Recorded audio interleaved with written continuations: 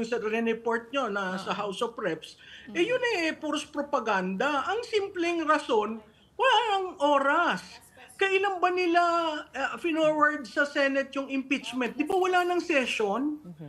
So yun yung problemang una, wala ng session. February 4 nagpirmahan ng kung ano-ano, refer nila sa Senado, hindi makaka-act ang any legislative body kung hindi dadaan sa plenary.